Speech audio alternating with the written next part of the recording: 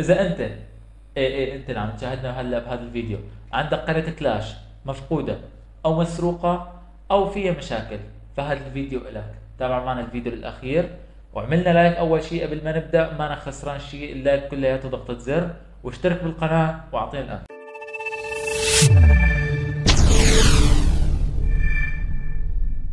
السلام عليكم ورحمة الله وبركاته، كيفكم شباب؟ رجعت لكم فيديو جديد. بهذا الفيديو راح نحل مشكلة كلاش اوف كلانس، القريات المسروقة والمفقودة.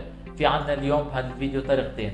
الطريقة الأولى هي طريقة مراسلة الشركة عن طريق المساعدة والدعم تحديث 2023. هذا التحديث الجديد راح يكون.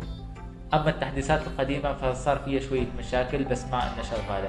وإذا كان البوت اللي عم بتراسله عم بسكر المحادثة فبيكون معك في مشكلة بالكتابة. وهلا إذا أنت قدمت كل معلوماتك كاملة مثل اللي راح نقدمها هلا بالشاشة وما مشي الحال معك، فمشكلة كانت عندك. يعني في ناس كاتبة اسم القرية بالطريقة المزخرفة أو بالكيبورد المزخرف، وتعال دور على الكيبورد المزخرف، بدك ترجع نفس الكيبورد ونفس الحركات. هي أحد الأسباب هي اللي عم تخلي قريتك عم تفشل. طبعا بالقبيلة، إذا ما كان في قبيلة، في ناس عم تكتب لا يوجد لدي قبيلة، تكتب لا توجد قبيلة. بين كلمة لا توجد قبيلة ولا يوجد لدي قبيلة بتفرق. يعني هذا بوت شباب، مو إنسان عادي. الإنسان العادي بيتفهم اللغة واللهجات اللي عم نحكيها إحنا، بس البوت ما عم بيتفهم. البوت في عنده كلمات محددة، إذا كتبت نفسها رجعت القيم، ما كتبت نفسها فما رح تسترجع القيم.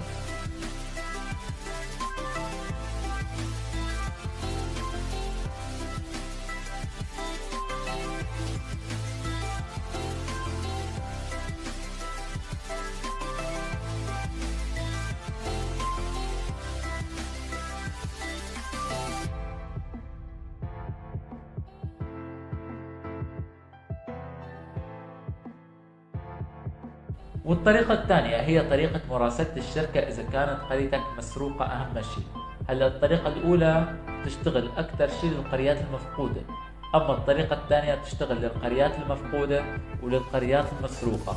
بدك تراسل الشركة، رح اترك لك أنا هلا بالوصف أو بأول تعليق مثبت رابط إيميل التواصل مع شركة سوبر سيل. رح تقدم معلوماتك، وإذا أنت كنت شاحن جواهر فجهز إيصال شحن الجواهر. هلا رح تظهر عندكم بالشاشة قالب جاهز لنص رسالة كيف تراسل الشركة. انت القالب راح تعبي الفراغات اللي بين قوسين الموجودين عندك هلا بالشاشة. بس عبيت هالفراغات راح ترسل الرسالة للشركة. واذا انت كنت شاحن جواهر راح تضغط على كلمة ارفاق بالجيميل وراح تبعت صور لايصالات شحن الجواهر. هاي كثير مهمة.